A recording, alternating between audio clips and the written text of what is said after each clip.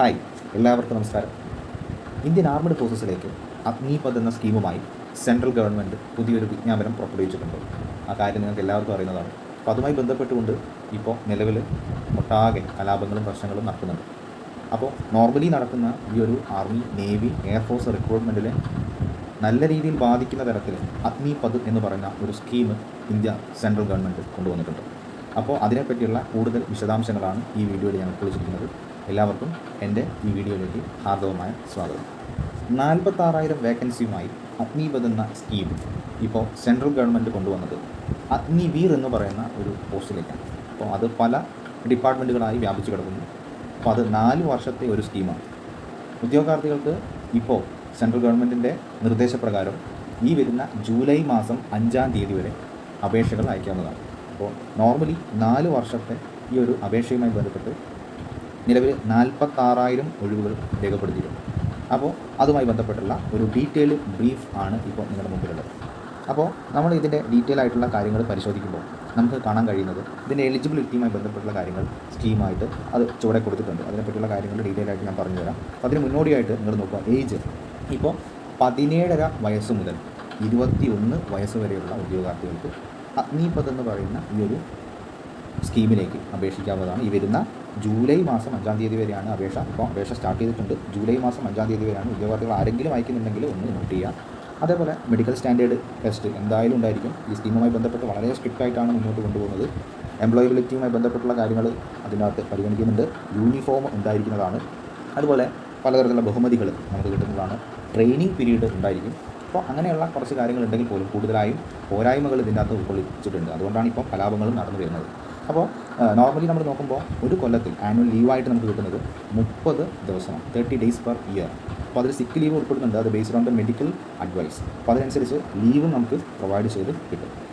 അതുപോലെ മുന്നോട്ട് നോക്കുമ്പോൾ പേ സ്കെയിലുമായി ബന്ധപ്പെട്ട കാര്യങ്ങൾ, ബേസിക് പേ എന്ന് പറയുന്നത് 30,000 രൂപയാണ് പെർ മന്ത് കിട്ടുക. പക്ഷേ ഓരോ കൊല്ലവും അതിൻ്റെ റേറ്റ് മാറി മാറി വരുന്നുണ്ട് പേ സ്കെയിൽ. അപ്പോൾ അതുമായി ബന്ധപ്പെട്ടുള്ള കാര്യങ്ങൾ പറയുന്നതിന് മുന്നേ ഒരു കാര്യം നിങ്ങളോട് സൂചിപ്പിക്കാം.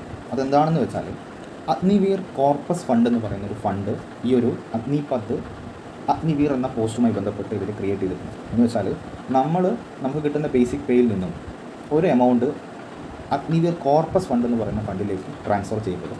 അതേ വിഹിതം തന്നെ ഗവൺമെൻറ്റും ഇതിലേക്ക് അടയ്ക്കപ്പെടും. അത് അവർ പലിശയായിട്ട് അടച്ചുകൊണ്ട് മുന്നോട്ട് പോകും. അങ്ങനെ 4 കൊല്ലം കഴിയുമ്പോൾ ഒരു എമൗണ്ട് നമ്മുടെ അക്കൗണ്ടിലേക്ക് വരും. അതല്ലാതെ മറ്റ് ഒരു രീതിയിലുള്ള ആനുകൂല്യങ്ങളും ഇതിനകത്ത് ഉണ്ടായിരിക്കുന്നതല്ല. പെൻഷൻ ഉണ്ടായിരിക്കുന്നതല്ല. അതുപോലെ തന്നെ എക്സ് സർവീസ് മാൻ എന്ന് പറയുന്ന പോസ്റ്റും ഇതിൽ നിന്ന് എടുത്തു മാറ്റപ്പെടും എന്ന കാര്യം കൂടി ശ്രദ്ധിക്കാം. അപ്പോൾ ബാക്കിയുള്ള ഡീറ്റെയിൽസിലേക്ക് നമ്മൾ പോകുമ്പോൾ നമുക്ക് ഇതിൻ്റെ പേ സ്കെയിലുമായി ബന്ധപ്പെട്ടുള്ള കാര്യങ്ങൾ നോക്കാം.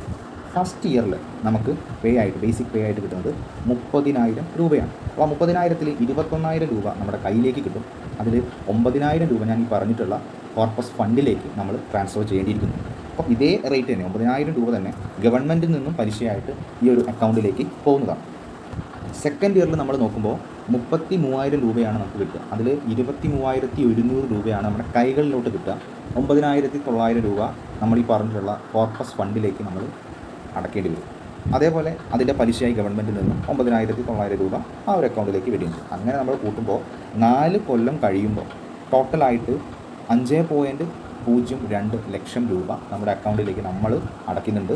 അതേപോലെ തന്നെ 5.02 ലക്ഷം രൂപ ഗവൺമെൻറ്റിൽ നിന്ന് പലിശയായിട്ട് കിട്ടുന്നുണ്ട്. അങ്ങനെ ടോട്ടൽ 4 കൊല്ലം കഴിയുമ്പോൾ 10.04 ലാക്ക് റുപ്പീസ് നമ്മുടെ അക്കൗണ്ടിലേക്ക് സേവാ നിധിയായിട്ട് വരും. അതൊരു പാക്കേജ് ആയിട്ടാണ് നമുക്ക് കിട്ടുക. അല്ലാതെ യാതൊരു തരത്തിലുള്ള പെൻഷൻ സ്കീമും ഇതിൽ അനുവദിക്കുന്നതല്ല എന്ന കാര്യം കൂടി നിങ്ങൾ ശ്രദ്ധിക്കാം. പിന്നെ ഇതിലേക്ക് അയക്കുന്ന സമയത്ത് നമ്മൾ ശ്രദ്ധിക്കേണ്ട മറ്റൊരു കാര്യം, ലൈഫ് ഇൻഷുറൻസ് കവർ നമുക്കുണ്ടായിരിക്കും. പക്ഷേ ലൈഫ് ഇൻഷുറൻസ് കവറുമായി ബന്ധപ്പെട്ട് നമ്മൾ നോക്കുമ്പോൾ ഇത് ചില പ്രശ്നങ്ങൾ ഇതിനകത്ത് ക്രിയേറ്റ് ചെയ്യുന്നുണ്ട്. അപ്പോൾ നമുക്ക് ഡെത്ത് ആയിട്ട് കാറ്റഗറൈസേഷൻ ചെയ്തിട്ട് തരുന്നുണ്ട് അതിൻ്റെ ഇൻഷുറൻസ് ക്ലെയിമുകൾ. പക്ഷേ അത് ഈ 4 കൊല്ലം നമ്മളവിടെ ജോബ് ചെയ്യുന്ന സമയത്ത് നമുക്ക് എന്തെങ്കിലും തരത്തിലുള്ള പ്രശ്നങ്ങൾ സംഭവിക്കുകയാണെങ്കിൽ മാത്രമേ അത് നമുക്ക് ആ ഒരു ക്ലെയിം കിട്ടത്തുള്ളൂ. അല്ലാതെ മറ്റൊരു രീതിയിലും നമുക്ക് അതിനകത്ത് ക്ലെയിമുകൾ അനുവദിക്കുന്നതല്ല എന്നതാണ് അവർ സൂചിപ്പിച്ചിട്ടുള്ളത്. പിന്നെ നമ്മൾ നോക്കുമ്പോൾ നമുക്ക് അവിടെ നിന്ന് 4 കൊല്ലത്തെ ഈ ഒരു കാലയളവിൽ എന്തെങ്കിലും രീതിയിൽ പരിക്കുകളോ അല്ലെങ്കിൽ ഡിസബിലിറ്റീസ് എന്തെങ്കിലും വരികയാണെങ്കിൽ തന്നെ അതിൻ്റെ പേഴ്സൻറ്റേജ് അനുസരിച്ച് നമുക്കതിന് ഒരു കോമ്പൻസേഷൻ കിട്ടും. അപ്പോൾ അതല്ലാതെ മറ്റൊരു രീതിയിലുള്ള ആനുകൂല്യമൊന്നും നമുക്ക് പ്രതീക്ഷിക്കാൻ പറ്റുന്നില്ല. അതിനെപ്പറ്റിയുള്ള കൂടുതൽ ഡീറ്റെയിൽസ് ഒന്നും ഇവർ പുറത്ത് വിടുന്നുമില്ല. അപ്പോൾ ബാക്കിയുള്ള കാര്യങ്ങൾ എന്ന് പറയുന്നത് ഇതിൻ്റെ അപ്ലിക്കേഷനുമായി ബന്ധപ്പെട്ടുള്ള എഡ്യൂക്കേഷൻ ക്വാളിഫിക്കേഷൻസ് എന്തൊക്കെയാണെന്ന കാര്യങ്ങളാണ്. അപ്പോൾ അത് നമുക്ക് ചർച്ച ചെയ്യാം. ഓക്കെ, ഞാൻ ഈ പറഞ്ഞ കാര്യം എല്ലാവരും ശ്രദ്ധിക്കുക. എന്നാൽ പോലും ആർക്കെങ്കിലും ഇതിലേക്ക് അപേക്ഷിക്കാൻ താല്പര്യമുണ്ടെങ്കിൽ ഇതിൻ്റെ എഡ്യൂക്കേഷൻ ക്വാളിഫിക്കേഷൻസ് കൂടി നിങ്ങൾ അറിഞ്ഞിരിക്കണം. ആ കാര്യങ്ങൾ കൂടി നിങ്ങൾ മുമ്പിലേക്ക് എത്തിക്കുകയാണ്. കുറേ ഉദ്യോഗാർത്ഥികൾ വിളിച്ചപ്പോൾ കോൺടാക്ട് ചെയ്തപ്പോഴൊക്കെ ചോദിച്ചത് ഈ കാര്യങ്ങളാണ്, എഡ്യൂക്കേഷൻ ക്വാളിഫിക്കേഷൻസ്. നിങ്ങൾക്ക് അപേക്ഷിക്കാൻ പറ്റും. പ്രത്യേകിച്ച് ഫീമെയിൽ കാൻഡിഡേറ്റ്സ് കൂടി ശ്രദ്ധിക്കാൻ, നിങ്ങൾക്കും ഇതിലേക്ക് അപേക്ഷിക്കാൻ പറ്റും. നിങ്ങൾ 45% നിങ്ങൾക്ക് 10ാം ക്ലാസ്സിൽ നിങ്ങൾക്ക് മാർക്സ് ഉണ്ടെങ്കിൽ, അതിൽ കൂടുതൽ മാർക്ക് ഉണ്ടെങ്കിൽ നിങ്ങൾക്ക് സോൾജർ ജനറൽ ഡ്യൂട്ടി എന്ന് പറയുന്ന പോസ്റ്റിലേക്ക് അയക്കാൻ പറ്റും. അതേപോലെ തന്നെ നിങ്ങൾ +2 ആണ് കഴിഞ്ഞ് നിൽക്കുന്നത്. സയൻസ് സ്ട്രീമിൽ നിങ്ങളിപ്പോൾ ഫിസിക്സ്, കെമിസ്ട്രി, മാത്സ്, ഇംഗ്ലീഷ് എന്നീ സബ്ജക്റ്റുകൾ പഠിച്ചിട്ട് +2 ആണ് കഴിഞ്ഞതെങ്കിൽ നിങ്ങൾക്ക് സോൾജർ ടെക്നിക്കൽ എന്ന് പറയുന്ന പോസ്റ്റിലേക്ക് അയക്കാൻ പറ്റും. ഇനി അതല്ല, സയൻസ് അല്ല, നിങ്ങൾക്ക് ആർട്സോ കൊമേഴ്സോ മറ്റെന്തെങ്കിലും +2 ആണ് ഉള്ളത്, അതിൽ 50% പാസിംഗ് മാർക്കുണ്ട്. അതിൽ ഓരോ സബ്ജക്റ്റിനും 40 മാർക്കുണ്ട്, 40% മാർക്കുണ്ട്. എന്നാൽ നിങ്ങൾക്ക് സോൾജർ ക്ലർക്ക് അല്ലെങ്കിൽ സ്റ്റോർ കീപ്പർ ടെക്നിക്കൽ എന്ന് പറയുന്ന പോസ്റ്റിലേക്ക് അയക്കാൻ പറ്റും. ഇനി അതല്ല, നിങ്ങൾ സയൻസിൽ ബയോളജി സയൻസാണ് നിങ്ങൾ എടുത്തതെങ്കിൽ, ഫിസിക്സ്, കെമിസ്ട്രി, ബയോളജി, ഇംഗ്ലീഷ് ഉൾക്കൊള്ളുന്ന സയൻസാണ് നിങ്ങൾ എടുത്തതെങ്കിൽ നിങ്ങൾക്ക് 50% മാർക്കുണ്ട്, അതിൽ കൂടുതൽ മാർക്കുണ്ട്. അതിൽ ഓരോ സബ്ജക്റ്റിനും 40% മാർക്കുണ്ടെങ്കിൽ നിങ്ങൾക്ക് സോൾജർ നഴ്സിംഗ് അസിസ്റ്റൻറ്റ് എന്ന് പറയുന്ന പോസ്റ്റിലേക്ക് അയക്കാൻ പറ്റും. പ്രത്യേകിച്ച് ഫീമെയിൽ കാൻഡിഡേറ്റ്സ് ശ്രദ്ധിക്കാൻ, നിങ്ങൾക്ക് ഏറ്റവും കൂടുതൽ അപേക്ഷിക്കാൻ പറ്റുന്ന പോസ്റ്റാണ് സോൾജർ നഴ്സിംഗ് അസിസ്റ്റൻറ്റ്. പിന്നെ നിങ്ങൾക്ക് അപ്പോൾ 10ാം ക്ലാസ്സില്ല, +2 ഇല്ലാത്തവരാണെങ്കിൽ നിങ്ങൾക്ക് ജനറൽ ഡ്യൂട്ടീസ്, സ്പെസിഫൈഡ് ഡ്യൂട്ടീസ് എന്ന് പറയുന്ന പോസ്റ്റിലേക്ക് അയക്കാൻ പറ്റും. ഓക്കെ, ഇതൊക്കെ എങ്ങനെയാണ് അയക്കുക എന്ന് ചോദിച്ചിട്ടുണ്ടെങ്കിൽ നിങ്ങൾ ഡയറക്റ്റായിട്ട് നിങ്ങൾ ഇതിൻ്റെ ഒഫീഷ്യൽ സൈറ്റിലേക്ക് പോകണം. ഇനി ഇതിലേക്ക് അപേക്ഷിക്കുക എങ്ങനെയാണെന്ന് വെച്ചിട്ടുണ്ടെങ്കിൽ വളരെ സിമ്പിളാണ്. നിങ്ങൾ നോർമലി www.mod.gov.in എന്ന് പറയുന്ന സൈറ്റിലേക്ക് കയറുക. അതിൽ അഗ്നിപത് അപ്ലിക്കേഷൻ ലിങ്ക് എന്ന് പറയുന്ന അപ്ലിക്കേഷൻസ് ലിങ്ക് നിങ്ങൾക്ക് കാണാൻ പറ്റും. അതിൽ ഒരു അപ്ലിക്കേഷൻ ഫോം ഉണ്ടാവും. ആ അപ്ലിക്കേഷൻ ഫോം ഡയറക്റ്റ് എടുക്കുക, അത് ഫില്ല് ചെയ്യാം. മൊത്തമായി നിങ്ങൾ അഡ്രസ്സ്, ഡീറ്റെയിൽസ് കാര്യങ്ങളൊക്കെ കൊടുക്കുക, ആധാർ കാർഡ് മറ്റ് കാര്യങ്ങളൊക്കെ ഡീറ്റെയിൽസ് പഠിക്കുക.